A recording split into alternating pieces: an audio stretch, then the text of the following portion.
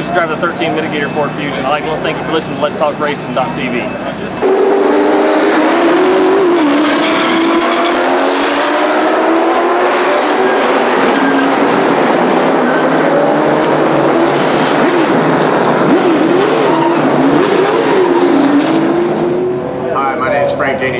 Driver of the number 5 Kiker Motorsports Camry. Welcome to Let's Talk Racing TV.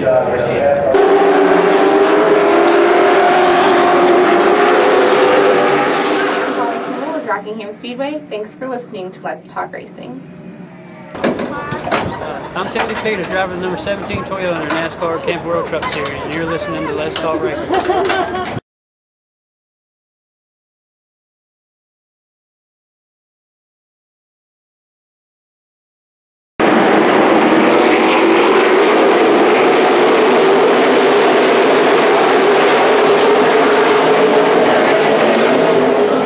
Hey guys, I'm Daytona 500 winner Trevor Bain, and thank you for watching Let's Talk Racing.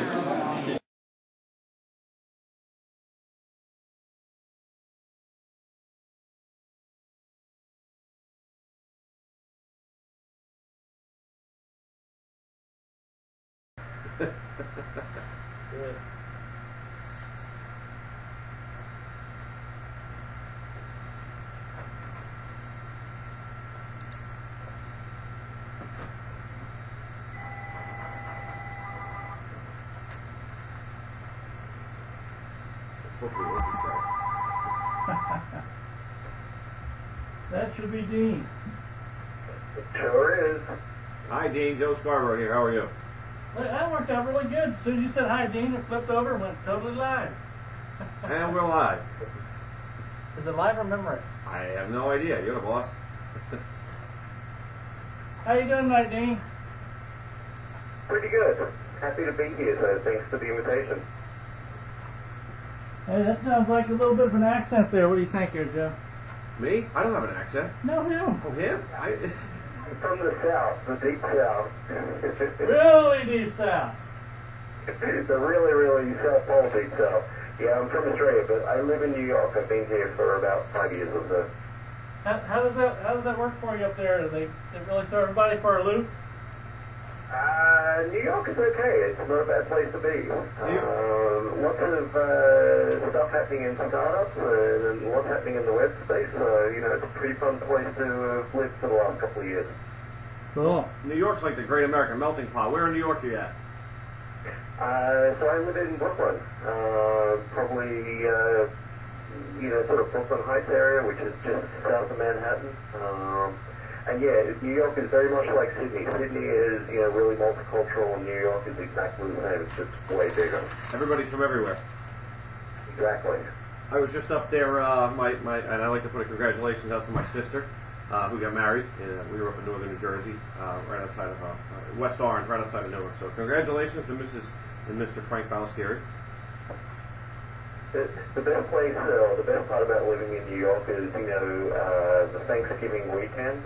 It's like everybody flies home, you know, to visit their family and hang out, and you realize how few people are actually from New York City. You know, because 50% of the city, they've gone somewhere for a whole week.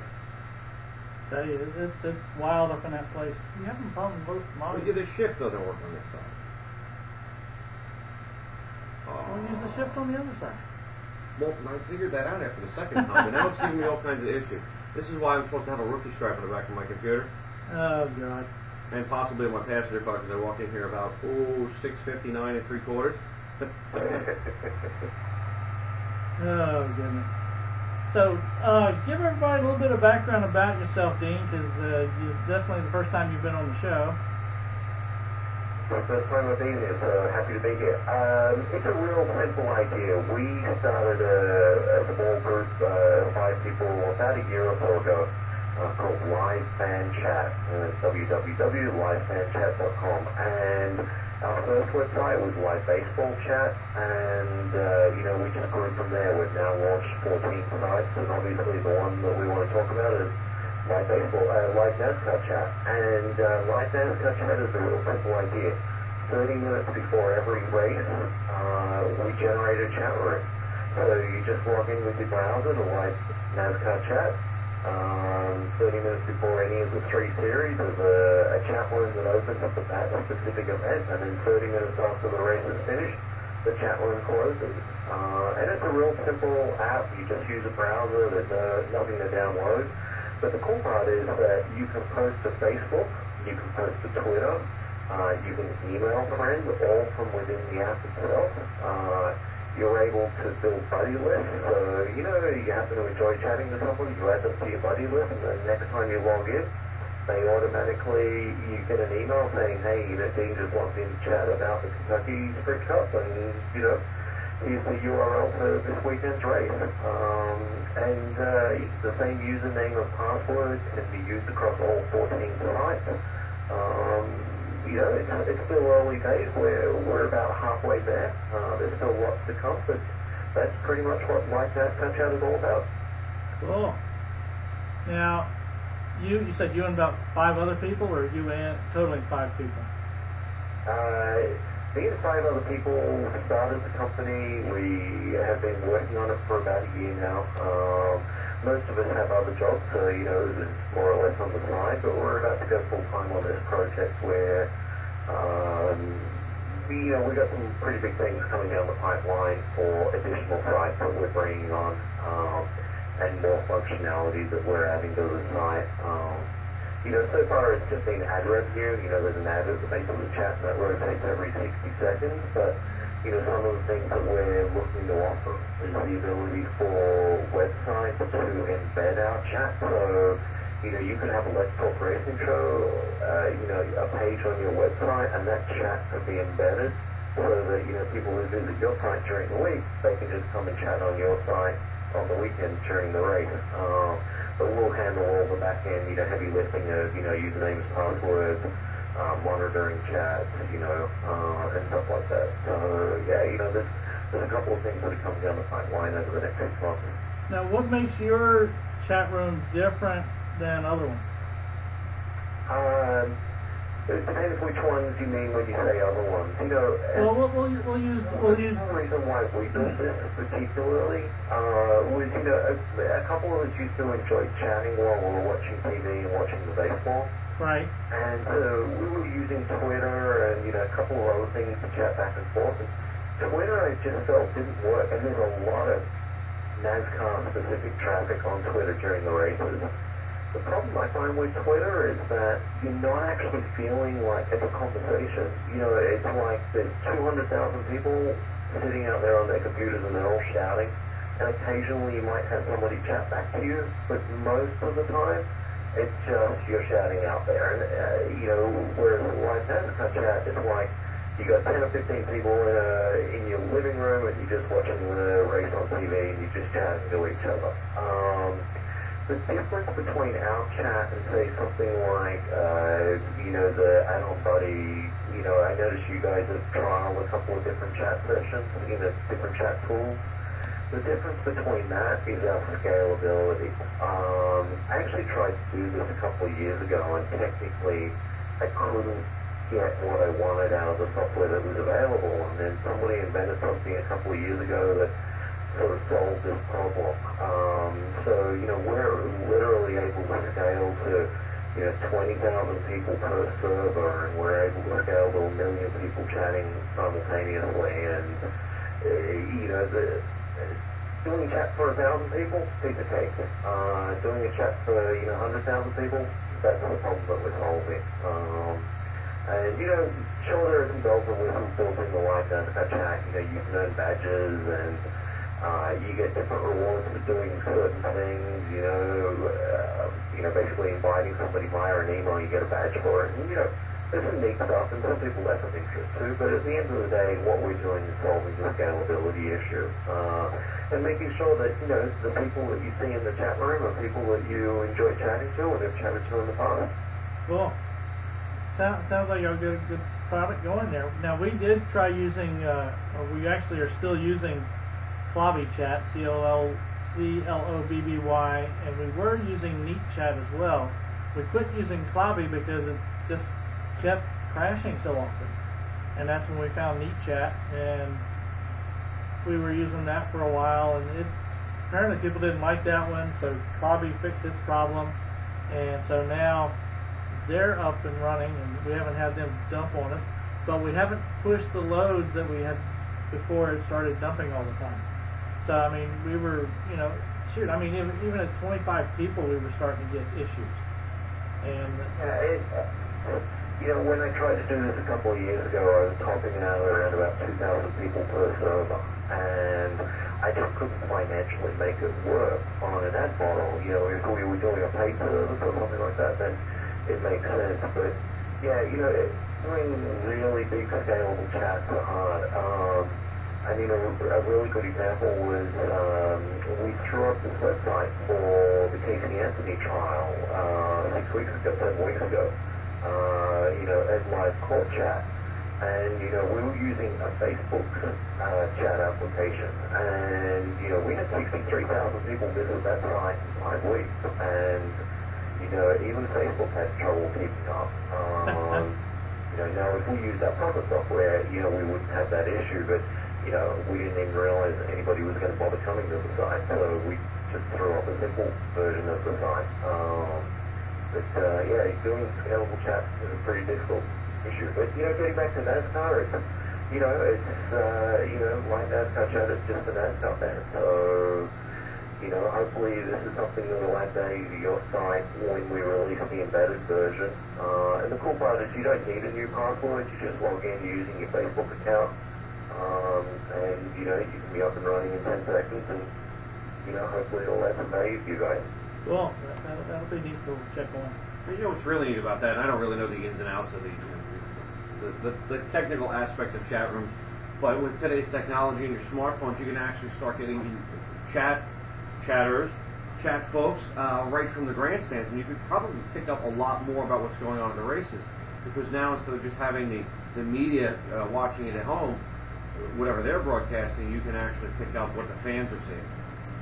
Yeah, and definitely, you know, some of the things that we're building at the moment are the mobile client. So primarily we just started out as a browser-based application, so you just use your laptop while you're sitting watching the TV. And that works great, and if you've got a tablet, you know, that has a browser on it, you can use that, and that works fine. Where we're going next is, you know, developing an iPhone client, an iPad client, and an Android client. So you can be in the grandstand and chatting with people, and they'll, you know, be able to see, you know, what people are chatting from the event. You know, some I think are going to be more popular than others. You know, baseball's good as football sometimes, so people will chat more, whereas maybe, you know, the guys in the grandstand at a race, you know, they just want to get stats delivered to the application. So, you know, and if, you know, you've got a whole heap of fans of Let's Talk Racing, you know, that, you know, come and chat, you know, on a Wednesday night, you know, or people that are part of your group, you know, maybe they want to be able to upload photos from within the stand, you know, while they're watching the race. And so that'll appear on your website. Cool.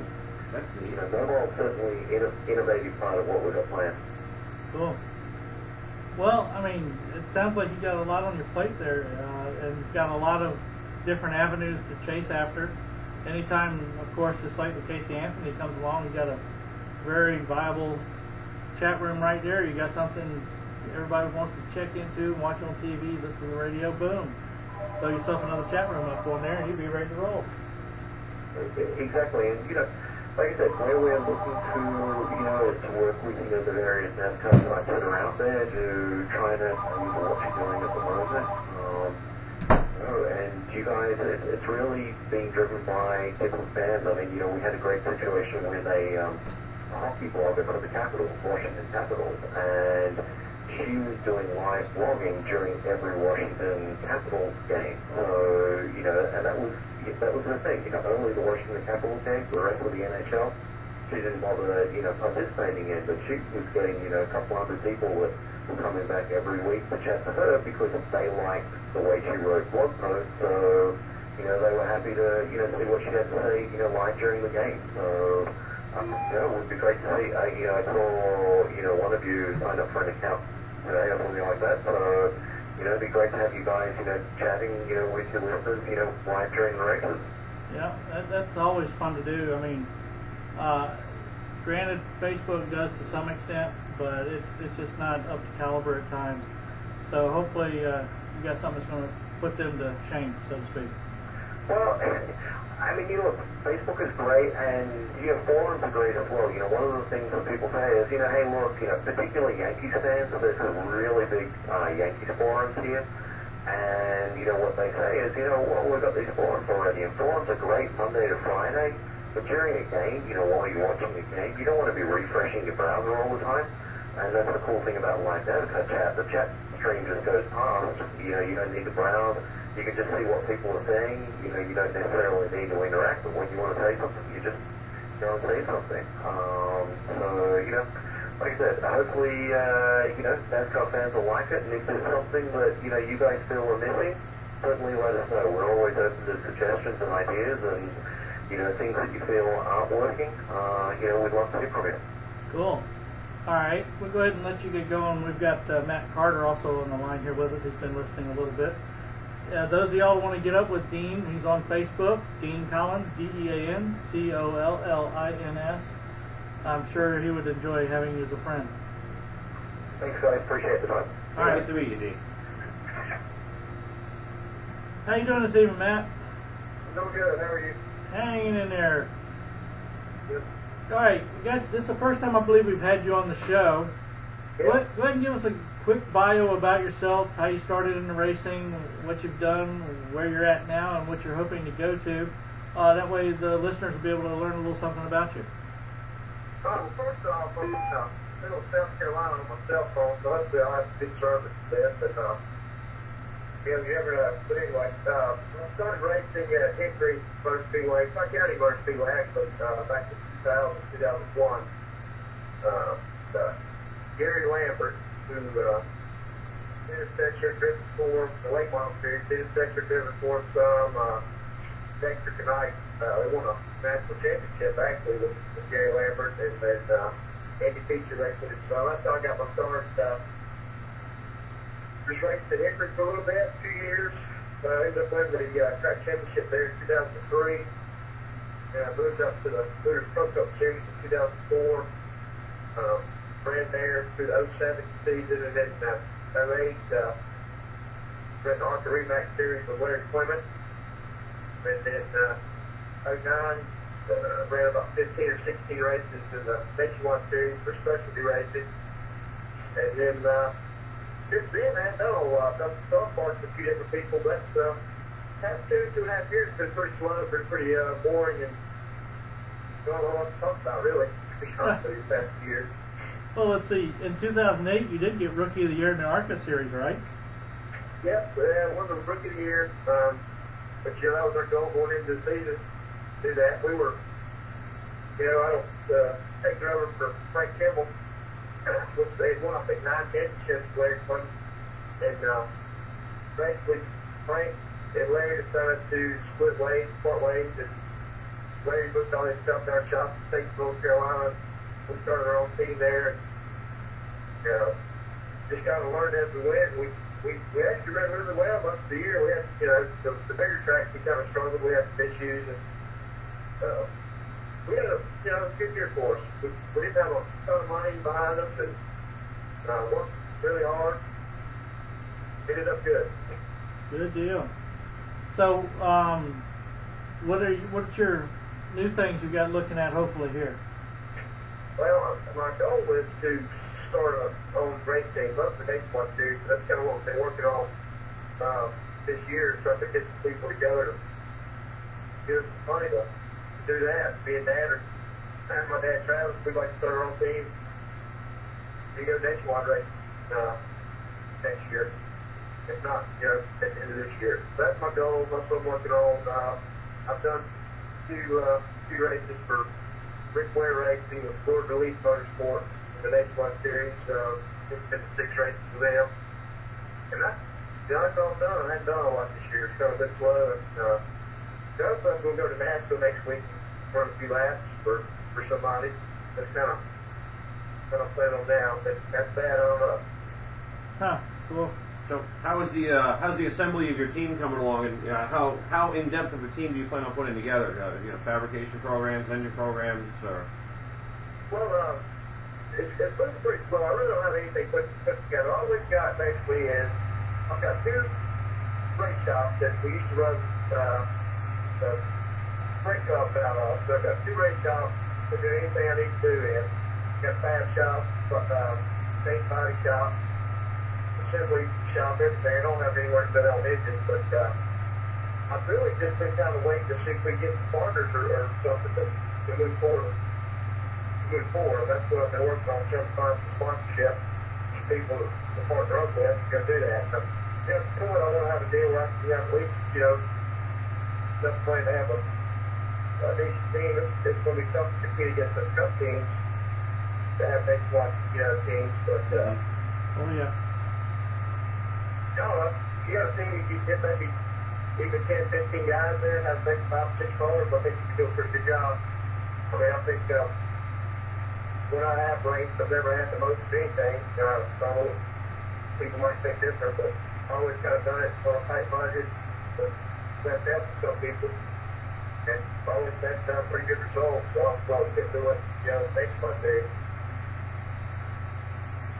Well, I mean, it looks like you had some great success in ARCA and so forth. Why switch from what you've been successful at to continue moving up? Actually, ARCA seems to could conceivably be a pretty good place to settle down. Obviously, we all want to move up, but it seems you were established there, it seems. So, why continue moving up? ARCA's a good series. I mean, I've done the nationwide, series for the past 3 years, whether it be just starting partner or actually racing. So, I've been around, and that's just kind of what I want to be in NASCAR or ARCA. I like ARCA, I go race ARCA, but you can't. It's just so hard to find any money to go run ARCA.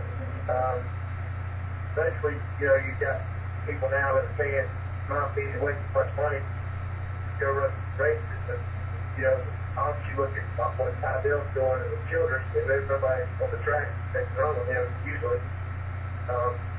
It's just, for me, it's just, if somebody wanted to pay me to come run ARCA, I would be more happy to do it, but I'm just not, I don't see myself going outside the 5 months to go race ARCA series. Just that competition is just too spread out.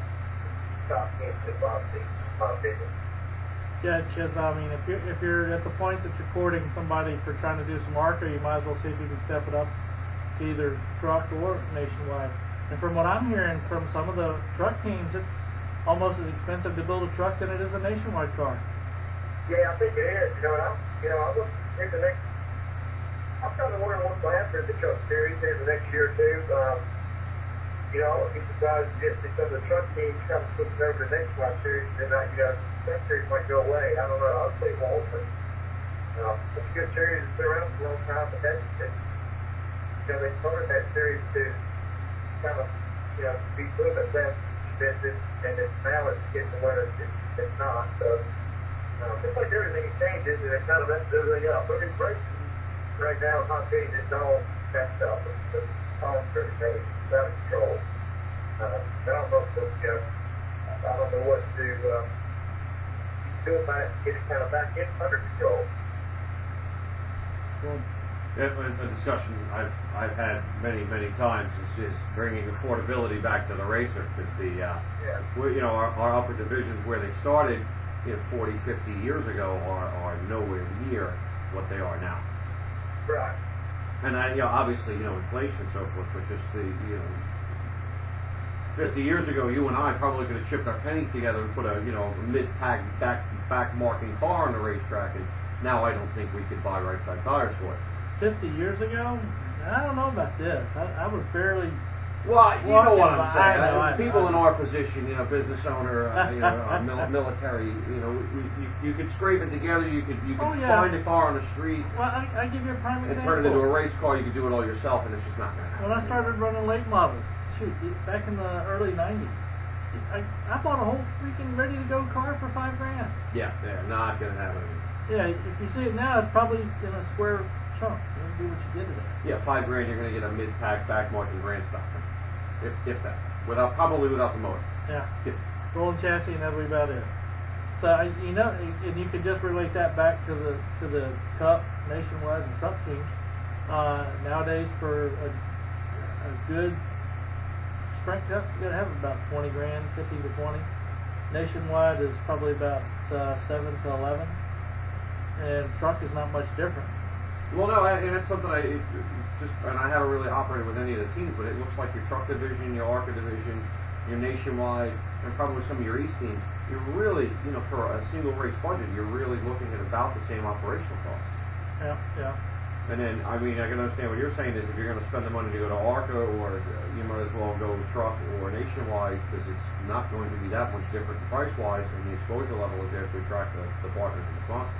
Yeah, I know. I was talking to Parker Clareman not too long ago when he was running the ARCA series, and his money for running it when he did his stuff was $750,000. $700,000, I think, actually was the real number, was what it would take to step right in and go. And run the season. And run the season. Does that sound about right to you? Yeah, we spent a little less than that in 08, which is, that was tough. I mean, doing it on that is tough. I know with some of these, bigger teams in ARCA spend, and once they spend on an ARCA, they can go run a decent truck for the sport. So it's, I guess you could be the big fish in a small pond, so to speak, doing that, or you kind of move up, get more exposure. That's kind of what I look at. ARCA just doesn't have good exposure. It's a great racing series. They don't have a good TV deal. I don't think, and that hurts them. Yeah, I think they would only get 10 televised races, I think, a year. Yeah. And that's a lot, compared to what they had previously. Because Speed has picked it up a little bit. And I've seen a lot more televised ARCA races, and they're good races usually. They are good races. That's just the difference between having 25 televised truck series races versus 10 ARCA races. You're much more likely to find a sponsor that wants to be on TV 25 pounds versus 10. Here's that table for money. I think it makes it a little more, makes it a little better for them. It's a sweeter deal. You got more to offer. Yeah. So, I don't know. It's like I said, racing stuff. I mean, the companies are spending ridiculous amounts of money. You hear Red Bull closing down. I heard I don't know if it's true or not. I heard last year before the season was even over, they had spent over $100 million. Woo! So that's, in my mind, that's just, that's ridiculous. Well, the nice thing is that at the time they have the pockets to do it, though. That's probably why they're stepping down this year. Exactly. That's kind of the point. You can't do it for so long. And then, you see a lot of sponsors go into this sport. They're here 1 or 2 years and they're gone. Or you see even, you look back the past year to some of these new car owners that come in and just throw money out left and right. They stay around 6 months and they're gone. You can't. It's just out of control. Okay. So that's all trickled down. It trickles down from the cup to the nationwide, to the truck, to ARCA, the Pro Cup series, the Middle Lake Mile series. It's the same in every city. You got the same issues on that. But that's just the way it is now. That's just kind of what you have to deal with. And you have to play, I guess. Oh, I understood. So in the meantime, while you're trying to put your team together, you doing anything local, keeping your hand in it, or? The 57 nationwide races this year doing qualifying a car for team. We're pretty good with that. What we had a one car operation. After one guy worked in the shop. I go help him a couple days a week. We go to the racetrack, me and him and one other guy. This is really the Get the car race.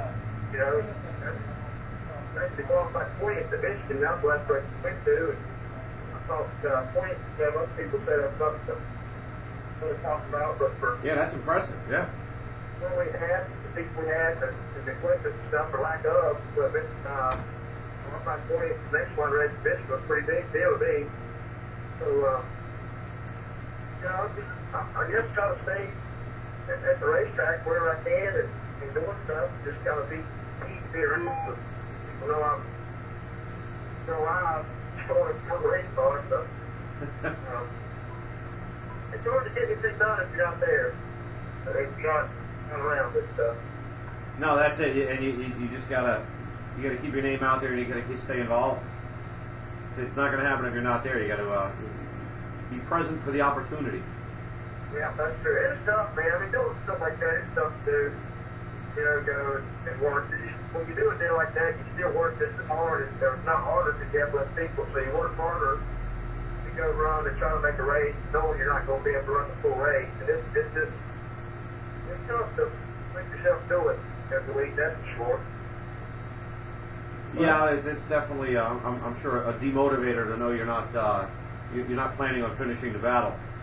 Yeah, it's especially people, people that don't race hard but play more competitive, they don't want, that's just kind of like going in and you're not giving up if you don't have a choice, but it's kind of the same sense, that's what you're doing.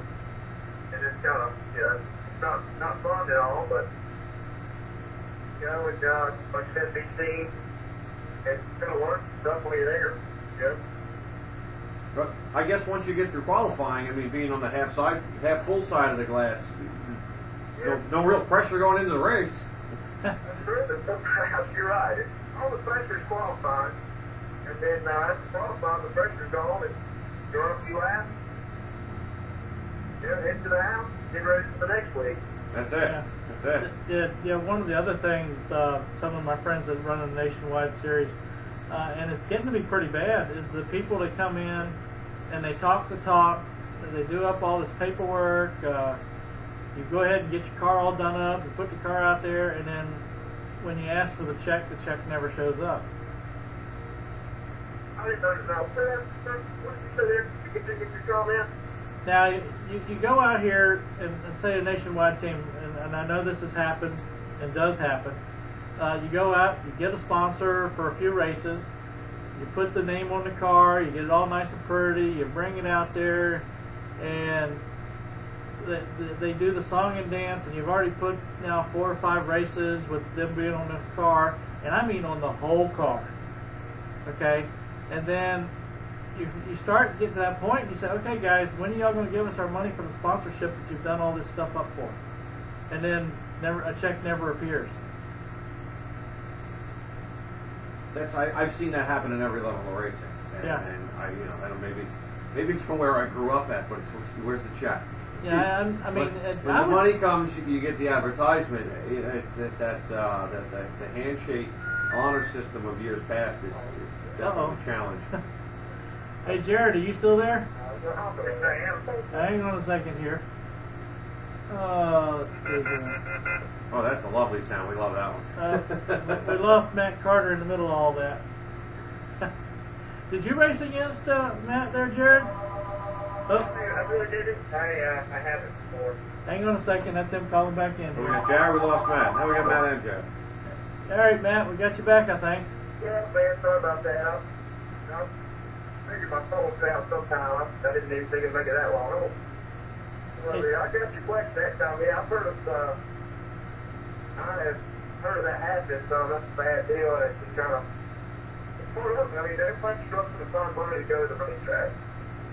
And when that happens, I'm not saying everybody's crook. There's a lot of, I think, crooked people in this business nowadays, unfortunately. Yeah, I think Racing's moving higher up into corporate America. The old boy handshake system is out the window. It's long gone. That went out when you stopped seeing things like Joe's Garage on race cars in the 500. I tell you. It's good, man. It's a shame that they turn people that way, and that it attracts, in my opinion, the wrong type of people.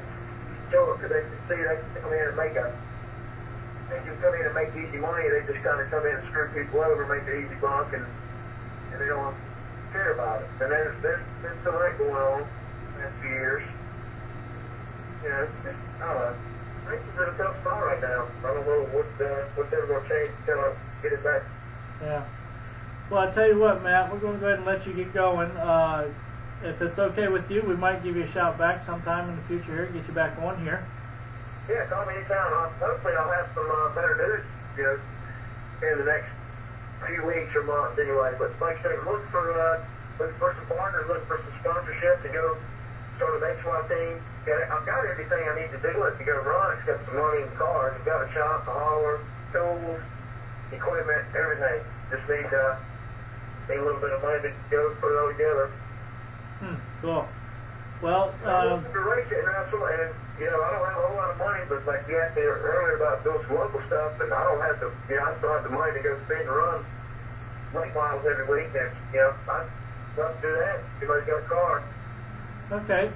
In September, we're going to be doing some charity stuff. I might get you on our short list, maybe, since you're not that far from us here. Granted, it's about 5 or 6 hour drive. That's not fun. Hook up with a couple of the guys and swing up here and have some fun at a charity event on a Saturday night. Absolutely. Keep me in mind for that. I'd definitely be interested. All right. Well, you go ahead and have yourself a good night. And we got Jared Marks on here also. I don't think he ran against you, but we'll go ahead and let you go. All right, thanks, guys. Appreciate it. All right, Matt. Nice to meet you. Good luck, and keep us posted on your keep us posted on any updates. I will. I'll try. Thanks, sir. All right. Fine. Bye-bye. Thanks, guys. Okay. Back to Jared, I hope. Yeah, I'm here. Hi, Jared. How are you? Thanks. Good. Thanks for having me on the show. Oh, cool. Glad to have you here, that's for sure. We always like to get new people in that we haven't heard from yet. I have a hard time at time because we've been actually doing this since 2005. Oh.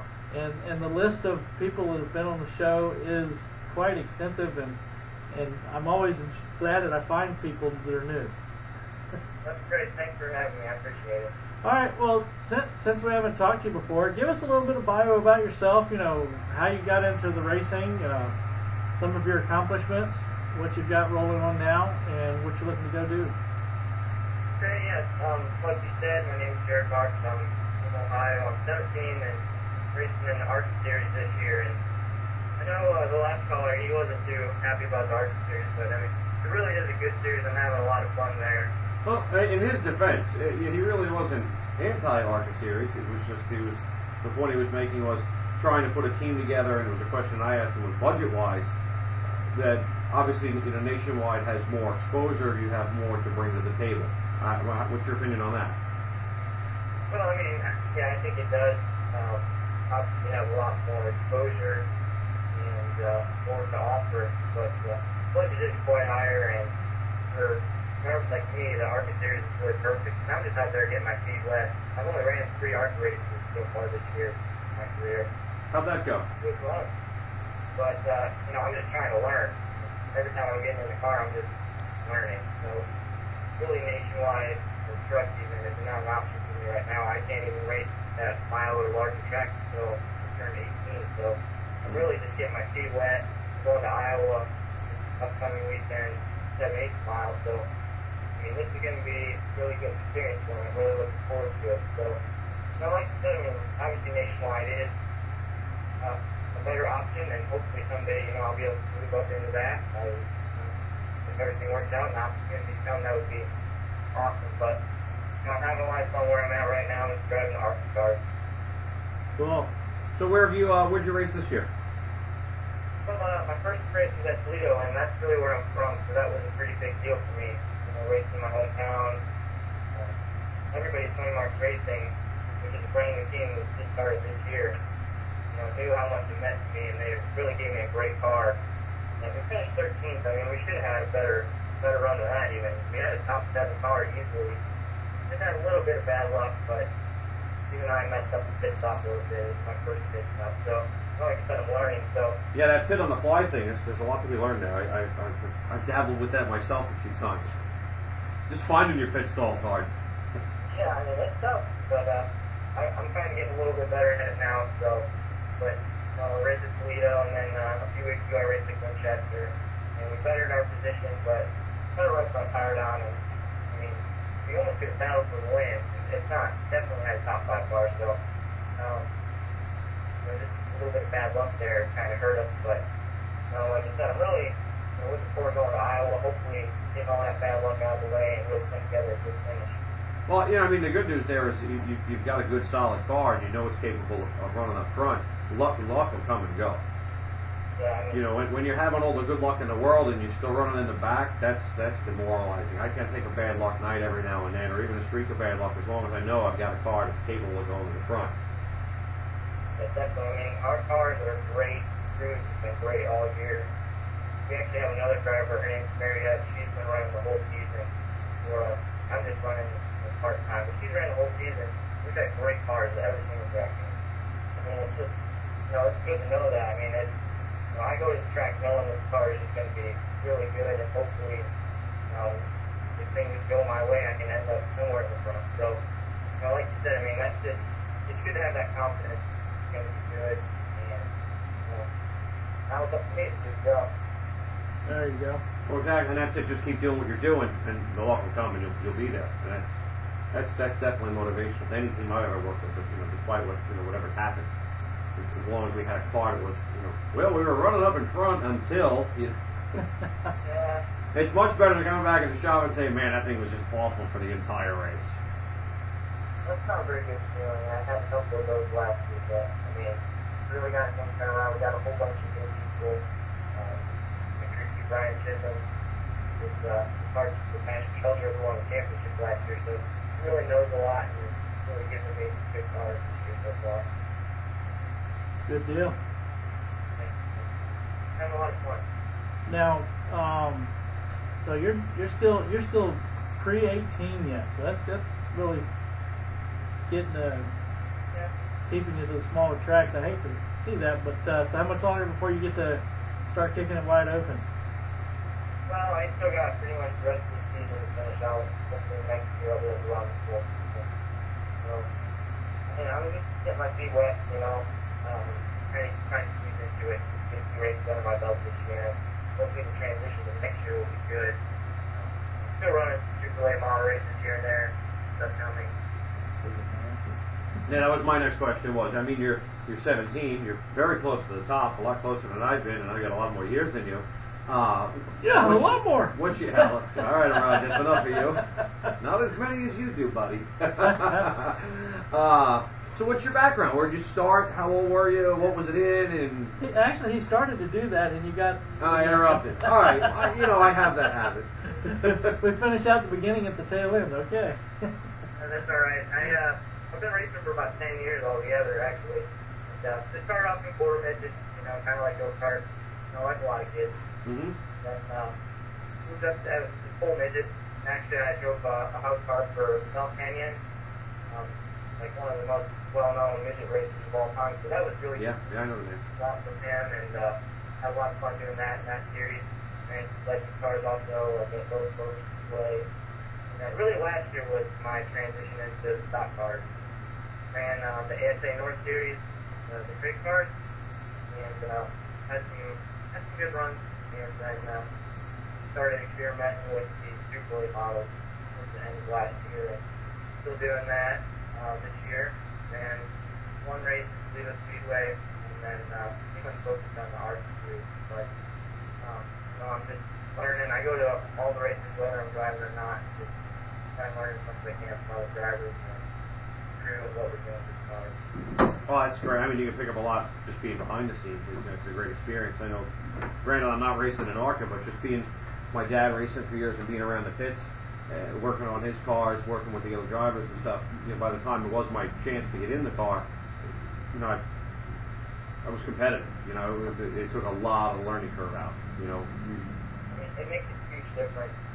I'm from Ohio, but actually our shop is down in Forestville. I'm here right now, just working in the shop every day, just help get the cars right. Just trying to learn as much as I can really about the cars, about the technical aspects. That way I can get better feedback from the crew and just really understand the cars better. I think that makes me a better racer. I agree. I'm a firm believer in that. I think that the better the driver knows the car, the better the feedback will be. And I know a lot of sports cars, for one, they seem to focus more on the driver just being a driver and giving feedback to his engineers as far as what the car's characteristics are. But I've always been a fan of a driver that can come in and tell you exactly what to change as opposed to what the characteristic is. Yeah, I mean, and that's really what I try and do. I try and give feedback as to what the car is doing, and then offer suggestions as to what I think could be a potential fix problem. So I think that's essential for any race car driver. And that's something that I always felt that you see some of the open wheel superstars like Juan Pablo come over to NASCAR and they have such a hard time getting up to speed in there, and I really feel it's that they don't have the intense knowledge of the workings of the car, where you get one of your regular NASCAR guys can come in and tell you, you know, it needs a bigger right front spring, where someone who doesn't know the car as well just tells you the characteristics of the car. Definitely. Confident to know that I can help give this despite the problem that's knowing what adjustments being made, if that's going to help it or not, or if I think it's going to help it or not. So being able to understand the car and what adjustments that are being made or doing really makes a big difference. Like I said, just trying to learn. Hopefully when we tackle the full schedule next year, we'll be able to put together some good runs, wins, and possibly championship. I know we can do it. Well, good. I wish you the best of luck with that. Is anybody, who's your sponsors? Anybody you want to thank? Who's behind the scenes here that needs a plug? Well, I mean, I got to thank everybody at 20 March Racing.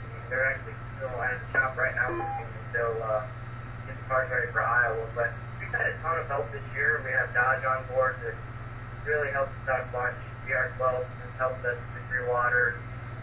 UNOH has helped us. Manacroc Energy has helped us.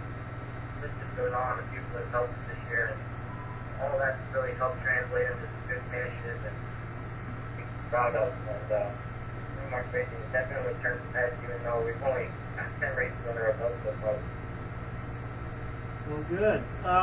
Now, we do have a friend of yours on the other line, by the way. Hello, friend.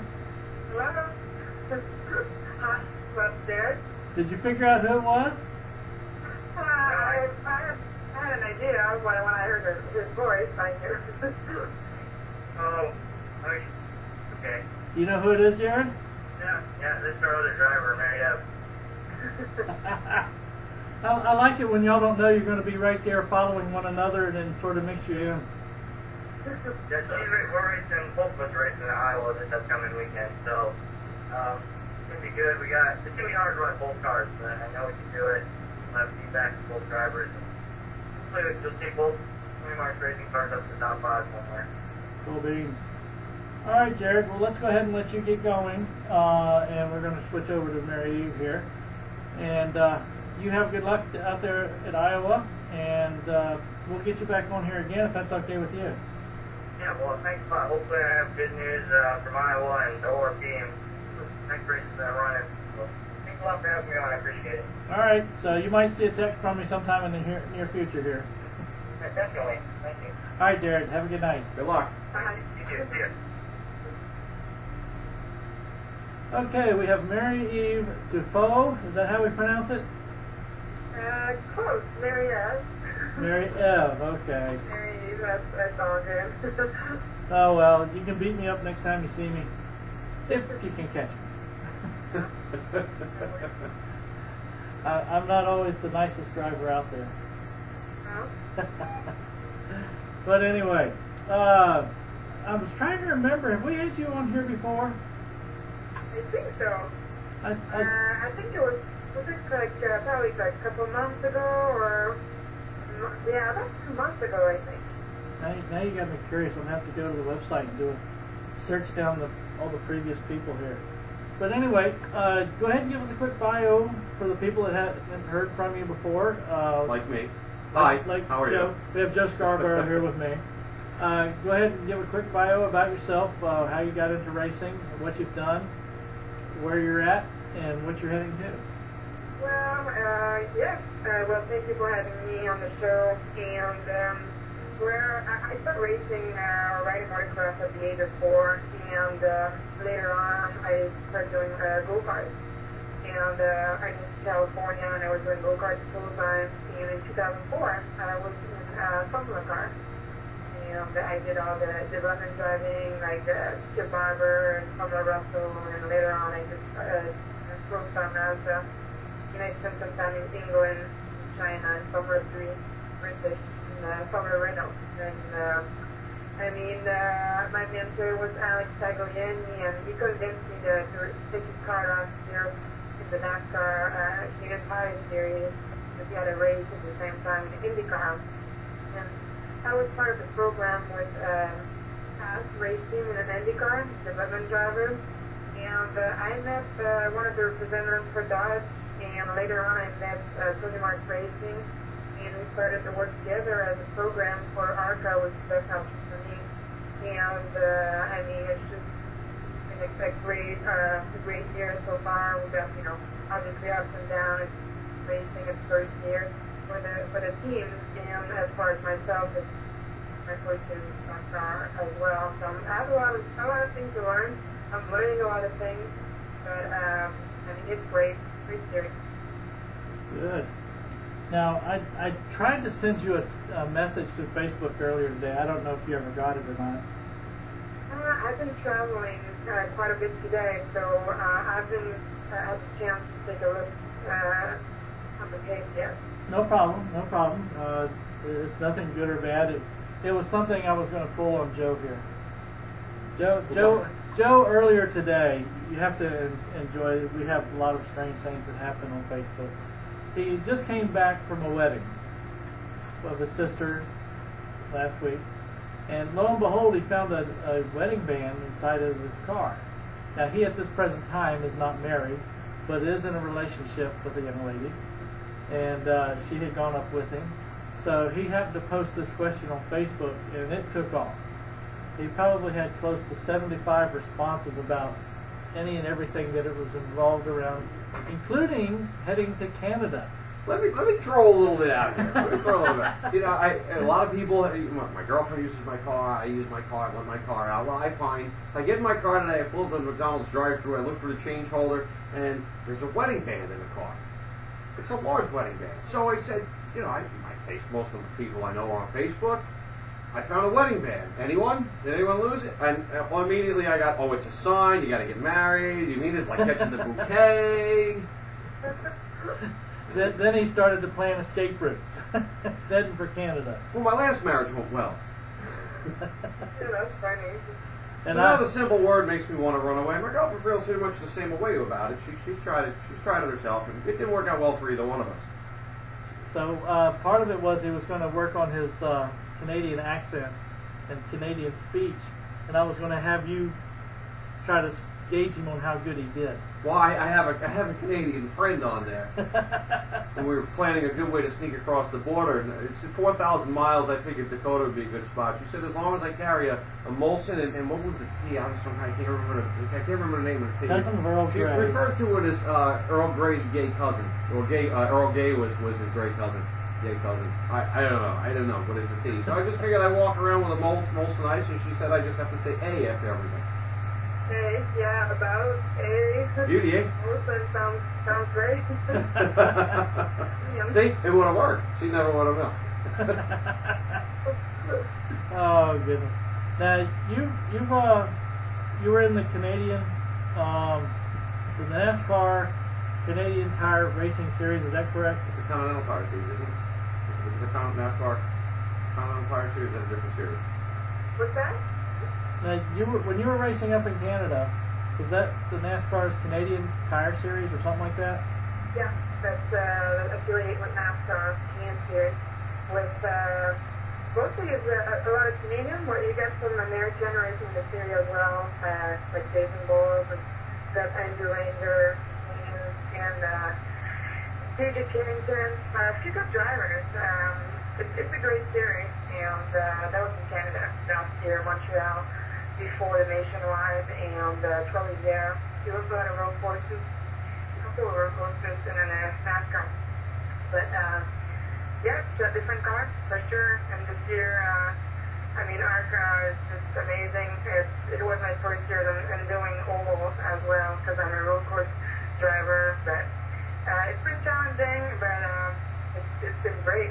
Good. I just love that car. It's where the way I'm going for sure. How tough was that transition to go from a 1,500 pound Formula car to a 3,400? Well, I'm not sure what the weight is on a Canadian Tire Series. 3,400. 3,400 pound car. I mean, that's the biggest difference I noticed when I went from go karts into like late models. They don't stop. That took a lot of getting used to for me. What was your biggest opinion on that, or your biggest albatross to overcome? Well, stock car, it's so different with the lifespan like this. In a summer car with the weight transfer, the brakes and the speed, everything is really different. But my biggest transition is you can push the car so far in summer car, and you have to take a step back in stock car. And sometimes you want to bring it too far, and it's not working out. So it's kind of adjusting between too far and not enough far. So that's kind of the challenge right now. Because as far as the braking zone, it's a much heavier car with a lot less braking, and it's a challenge. It's pretty different, but I'm feeling pretty good now. I got to get in the car a few times in a few races so far, and it takes a little bit to get used to it, but once you get it, it's pretty good. Well, if it's any consolation, I've heard some scuttlebutt about you, and it's all been good. It's been good. That's what you always want, anyway. Yeah, I hope so. Yeah, I was noticing. I know this. You're not the right person to ask. I was looking up the ARCA schedule because we do some charity stuff through the end of the year here, and sometimes we try to get up with different people and see their availability. But I was noticing, used to be that Rockingham was the last ARCA race of the year, and they're not even on the schedule this year at all. I know. I went to the last race of the season, and it was a great track actually. I'm surprised it's not on the schedule this year. Yeah, because I've enjoyed going out there, and oh my God, I forgot who the heck owns it. Who finds out I'm getting my ass shot? Excuse me. Another name too. I can't think of it off the top of my head. Oh my God. Well, this is the first year that NASCAR isn't running there. I didn't realize ARCA had. NASCAR hasn't run at Rockingham for a long time. Didn't roll on it. It came from 1 year or two. When was the last Wow. NASCAR race? Okay, At fan. When was Rockingham? the last Rockingham It's NASCAR? got to be at least 6 years ago. See, Rockingham. Maybe I'm confused with Nationwide or trucks. The NASCAR won't bring it to Rockingham because they don't have an infield care center. Oh, really? Is that why? Yeah. I've run at tracks where you're lucky to get abandoned. What was it? That's like, remember they used to run down at Hickory. They should have trucks and Nationwide sometimes run at Hickory, but they don't do that anymore. South Boston too. Yeah, but once again, NASCAR mandate is you got to have an infield care center these days. I have no idea. I didn't know that. So I learn something new every day. Yeah. Stick with me, you'll get somewhere. Older. Older, I'm sure. Well, it does beat the other option. Oh God. Oh goodness. So what do you see in your future here? Well, in my future, obviously, it's pretty much, I'm sure, for a driver in stock cars to sprint cup, but doing the right steps at the right time and moving forward, maybe the Nationwide, and just sprint cup a couple of years, or maybe a little bit more, depending on how the Nationwide program turns out after ARCA, and that's one of my goals, and working hard towards my goals, and try to make the transition and just move forward to the biggest series. We might have some good news pretty close this month, and maybe you guys I can talk to you then about it, but it should be a pretty big, a nice thing. And that's pretty much it. And today we got out on the Maxim magazine. I got a page on the magazine that talks about stock car and a little bit about myself, and it's a great article. And it's good to go out there and be part of those magazine worthwhile and bring some other fans that are not following racing, that may be more interested in just kind of curiosity and come and watch a race. Cool. I remembered you posted something on Facebook about the Maxim magazine. Yeah. Let's see here. I'm trying to figure out which one we're looking at here. 25. Roger's now digging through the internet looking at Maxim magazine. He needed this excuse. I'm trying to see if this is the right one. It's the August 15th. That's just it. It doesn't tell you on the front of the thing. It's because you gotta buy it, Ron. Oh, it's probably just a general. You gotta support our racing efforts. Go out and buy the magazine. Everybody run out and buy a magazine and let us know, a Maxim magazine, and let us know what page she's on. Fax it to us. There we go. Scan it, whichever. What the heck? Oh gosh. Maybe the car was in the pool with her. Was that her? I don't know. I don't. You have brown hair, correct? Now you're gonna have to go to the store and get it. Or she's not even gonna tell you that. You're gonna have to find her. Well, I mean, I can do it the easier way. But anywho, oh gosh, I got messages here. He's one of them tech guys. You know, Yeah. You just can't stop typing, looking, searching, texting. I have. Hold on. Have you seen me texting any yet? Well, no, not yet. And Yeah. I'm wondering if you're feeling okay. So, what about you, Maryeve? Do you take and get on Twitter a lot? I started a little bit more. I started with the Facebook, and now I'm just kind of getting used to the Twitter, and it's getting better. At first, I was not really into it until a couple of weeks maybe. So I started doing a bit more tweet, but I did Facebook a lot more. Okay. Yeah, that was not her only Maxim picture. Okay. Okay. She looks a lot better than the other girl does. Okay. Okay. We're gonna buy the magazine later. Look at it. We'll find There you out. We'll go. figure it out. Is it on sale yet? That's the question. But we're all crazy here. You'll get used to it. But all right. So who you got doing your sponsors for you on the ARCA racing? The what? Who are your sponsors for your ARCA racing? Who's your sponsors? Who's the special thank you, shout outs? This is your moment. Yeah. Yeah, it's radio, right? Actually, we're TV. We're a step above. We actually broadcast it. Sometimes when I get lucky, I'll be out and we'll have conversations with some of the drivers that we'll have on in the future, and I'll do a video bite, and I can take and throw the video bite up while we're busy having a good time. Okay. Well, I wanted to thank you to Dodge, Distillery Water, and DR12 for supporting my season on ARCA, and Tony Marks Racing and the team. I mean, they've been doing a great effort during the year, and I mean, we're coming from far as a rookie team, and a lot of and rookie drivers as well. And I mean, they've been doing a great job over there, and I'm really proud of them. And great support, obviously, like Dodge, it's great engine. And Victoria Water, for sure. Cool. Well, what else you got for her? What's next? What's your next race? This weekend, Iowa. This weekend, Iowa? Yeah. We're gonna be in practice on Friday, and the race, Ski Channel. I believe 5:15. How you feeling about it? Great. I mean, I can't wait to get on the track this weekend. I heard the weather was pretty good out there, pretty warm also, and it's part of it. But I think it'll be like a 95, so it should be pretty good. Yeah, it's been pretty brutal here too. And I kind of watched a few races nationwide and always follow the IndyCar. So it looks like a pretty fast track. So it's going to be interesting, and I'm sure we're going to do good. All right, here's a hard question for you. Who's your favorite Cup driver?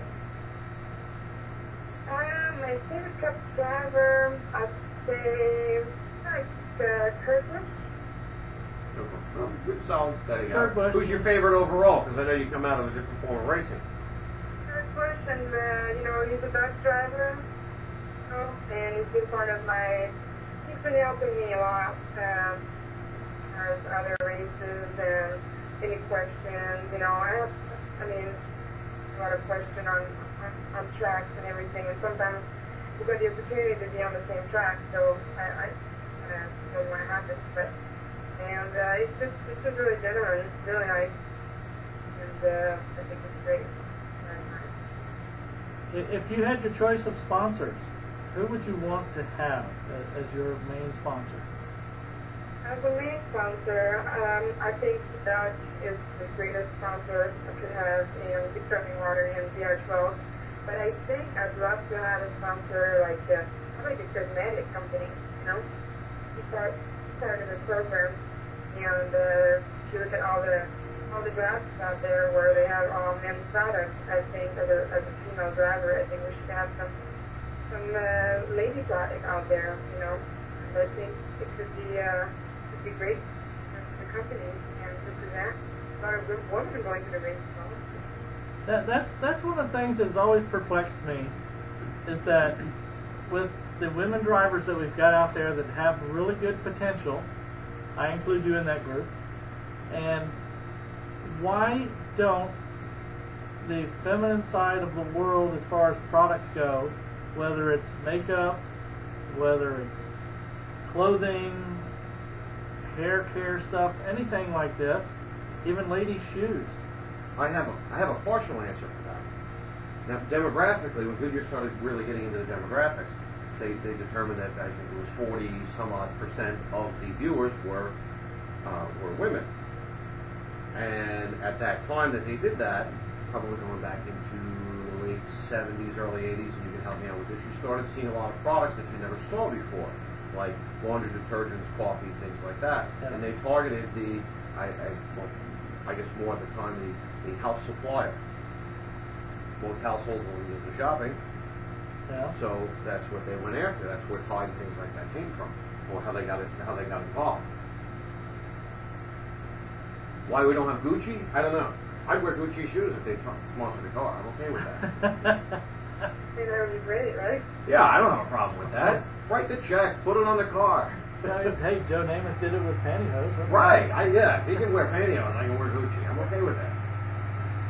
Gucci, Louis Vuitton, Revlon, I mean, all those companies could be great on the car. You know, you get some razors and other men's products out there that it's the men.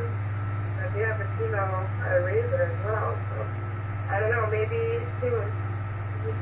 Well, you know, I never thought about that, but Gillette, you know, Yeah, they do the I young always, guns thing. my bag of razors is always empty, and I don't use that many. So yeah, it's got to be a woman's product too. Yeah. But I use electric all the time. So, but anywho, It's because you're high tech. hey, what can I say? But that one didn't look good. I was sitting here looking at some of your racing photos on Facebook. That's not a good. That one was not a Right good there. one. You were. He's looking at a picture where you're nosed into the wall and sandwiched, and looks like the 82 was driving under you. Oh yeah, that was a good one. Not a good day. The car in front of me spun out and I slowed down and the guy just went full speed. It's got that look. The guy behind you didn't. Yeah. Yeah. I've seen that so many times. I mean, even in Cup Series, you see there and somebody just. Excuse me, were you trying to talk while I was trying to tell you to slow down or stop? Well, you know, and I don't know what it's like in those cars, but with the big spoiler, and I race modifieds down here, like an IMCA style modified, but they've loosened up the body rolls, and the cars are getting very, very high in the back. And when you're running in a crowd, you can't see through the car in front of you. So, you know, if you've got somebody pressed up against your door and the car in front of you is a half a car width down, it's like driving behind an SUV down the highway. You can't see a damn thing. Is it like that in the ARCA cars with the big spoiler on the back? Can you see through the car in front of you? Well, I mean, you can see, well, if you're behind the car and going full speed and bumper to bumper, obviously you're not seeing, you know. But, you know, you always can see ahead a little bit unless you're too close in the car in front. But I think it takes a lot of good reflex and, you know, be ready for all kind of what's going to happen. Because if you look at the Daytona crash, you know, the big one, I mean, you get on the speedway, you have absolutely no brakes, and then you're just trying to find your spot or where you're going to go. And then, I mean, in short track, you have absolutely no room. So, I mean, when things happen like that, it's just so, you know, no brakes, not that much brakes at that speed. They're too close, so it's vision could get in for sure. That's probably why he did that, right? Right. Well, of course, you have to be looking too. You know. I've known a lot of people You that see a don't. lot of that. That's that imaginary hood on them. It blocks their view, and that's all they can see. But There's a lot of those guys out there. They don't see past the hood. right, That's the ones exactly. Scared exactly. and worried Which about. you know, you could be driving glass bubbles, and they're not going to see anything anyway. But you know, like I said, I was just looking at that crash with a giant, big black spoiler on the car, and it's like our division, a lot of our classes mandate that the spoiler has to be clear so that you can see through it. Fun. Well, we're going to go ahead and let you go because we've got you running a little late, but we don't care if you don't. I'm good. We had Kyle Petty on here one night. He called in about the same time you did, but he didn't finish till about 9:20. Okay. I was talking to him, I guess. Oh, we just happened to ask him about somebody. You at hit the time, subject, right? And it was the one named that float out there, and he was primed for the rest of the night. Let me tell you. Guys, thank you for having me. I mean, you guys are a lot of fun. We try to be. We like to have the show be always upbeat. We want everybody to have a good time. We have a lot of people that they'll tell me, hey, call me anytime you want to be on here, which I hardly never not hear. Yeah. You got all those double negatives and all that? PC Doc. Okay. Keep your computer fixed here. But anyway, you have yourself a good night, and we'd love to have you back on here. You've got some good news for us. Let us know that too. Give us a shout, and we'll get you scheduled to one. Or, for that matter, if you get on the internet and you're watching the show and you want to get in the middle of a conversation, you know the number. Just go ahead and call on in. Perfect. Well, thank you for having me. And again, don't miss the race on Speed Channel. It's 5:60 on Saturday. And again, with the ARCA. So thanks, guys. Talk to you soon. Good luck. Kick butt. Okay, bye-bye. Bye-bye. Cool beans. Yes. You had to go. You had to go to the wedding day, Oh. the found wedding day. Well, see, I took it and You had to go down that road. I didn't you? sent her a message. It was right after you started talking about the A's and everything else, and talking about being able to do the Canadian lingo thing. And I sent her a thing. I said, hey, can you come on tonight if you get this, to ask Joe about if he's got any traveling plans arranged for coming to Canada. I do have a kind of off-topic subject that I want to touch. Richie Evans has been inducted into the Hall of Fame, or will be in January. You had your text thing going. See, tech guy, can't keep him off it. Anyway, Richie's daughter is on Facebook, and so she was getting a bus from Rome, New York, to Charlotte. Well, I put in, I said, any chance you get anything to stop off in Richmond? And the next post was, how about picking up your cousin in Richmond? Well, it turns out that I've met some of Richie Evans, his niece, right here in Richmond, and they came out to Southside last week, and they had a great time. Cool. 10-year-old daughter Jessica is like my #1 fan now, and it's great. I felt like I'm at royalty. So anyway, we're going to hijack the bus when it comes down 95. We're going to try and get it there. I'm trying to get a stop and pick up my one of my #1 fans from Connecticut who's chatting with me here, Mayor, in the Great White North. But apparently it snows from like October to August up there. So I don't know what it is. If your boss is listening, let her come. Let her come. That's one of the nice things about the internet. You don't have to worry about TV channels as long as you get internet. Right. Sorry, Jeb wasn't able to get a good stream. I tested it in there. That goes back to my sore I subject of know. the wonderful service we have in Charles City, Virginia, 10 miles from the airport, in 50-cent internet. PC Doc, can you order a line from here? What can we do with that? We'll talk about that all. Actually, there are some products out there. We got to talk about that. Because she's a professional photographer. Timeless images, blatant plug. Anyway, but for her to download photos, it takes forever. Yeah. It's slows the production down. And she's getting really, really busy with weddings, baseball teams, and birthdays, and you name it. She's shooting everything, models, and everything. Anyway, have we reached the end, Raj? Almost. You're going back to picking on the wedding ring in Canada thing, aren't you? No. Well, actually, I was going, unfortunately, throw out some bad news. Those in the local area, Chris Russo with Anna's Pizza, that's always been around the racetrack at Langley Speedway, passed away on Friday. Unfortunately, I got tied up. I wanted to go out to have the funeral today, and I did not get a chance to go out there, and I was so extremely pissed at that. But Chris was a long-time friend of a lot of people out there, especially a lot of drivers. There have been times when we sponsored race teams and stuff like that, we would have a big party, and I kid you not, and the bill could be $150, and Chris would say, just give me $100. You know, things like that. If I stop by there and you say, hey, Arthur, come over here. You know how he is with his Italian. Right, was this the owner? Yes, Chris Russo. I know who you're talking about. I'm terrible with names. I'm very with kids. But yep, and he'd just come over there and, hey, you hungry? Hey, you want something to drink? You know, and Yeah, no, always very, very welcome. No, great guy. oh great yeah, guy. a lot of people are gonna miss him. And obviously our deepest sympathies and prayers go out to the family Yeah, and friends. yeah, it's just one of those things. You know, with him goes a little piece of ourselves as well.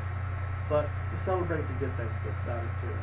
Go with that a little bit of him still with Oh yeah. and stories like Well, I that and mean, memories. have you ever been in Annis?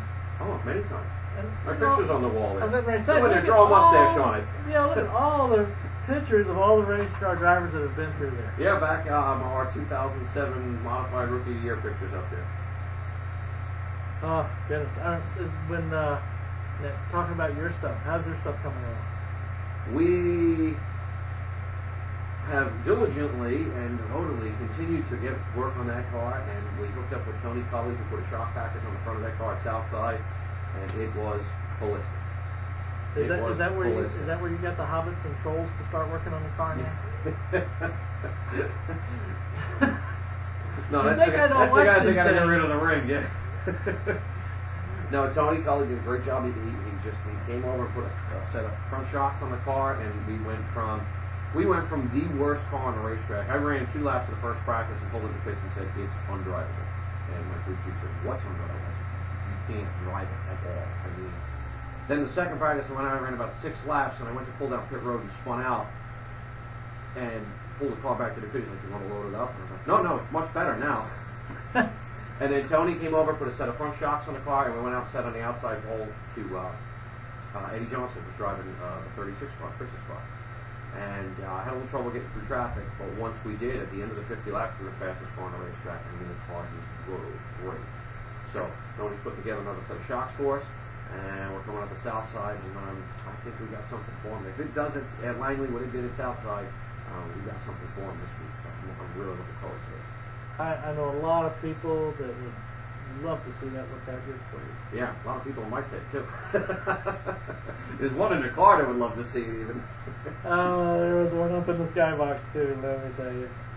But you know, I mean, it's you know, this year we went, as I said, we went long. We tried a lot of experimental things. We went with a different car builder, we went with different setup, different suspension designs, different systems. And then what was odd is the car and the suspension and everything. When we came back to what we consider traditional, when we put the shock package that we had in the other cars that worked in everything we raced, it didn't work. So that really threw us for a loop. And Tony cured it. Cool. That's what I want to hear. Get you cranked and get back up front again. Yeah. I'm using technology here. It sounds like it's trying to rain outside, and I'll figure out pull up my little. Is that rain or tornado on there? I don't. That's just merely a startup picture. It's like a big swirl. Yeah. We're going Oz. It's gonna be bad. Grab the dog. Oh, actually, there is some stuff kicking in the area. Well, that means the satellite signal's out at my house, so there's no internet there at all. Thanks, Hughes. Yeah, let's see. Here's what's happening there between Richmond and Rob, Petersburg area. can we turn this into a green screen or we do the weather? Actually, Over here, we have a big storm, I and over here you actually should have. close your windows. You guys down here are screwed. most of it's been skipping across the top, but we might just be getting ready to get a little bit of oomph here in the next few minutes. Well, that's a good time to pack it up then.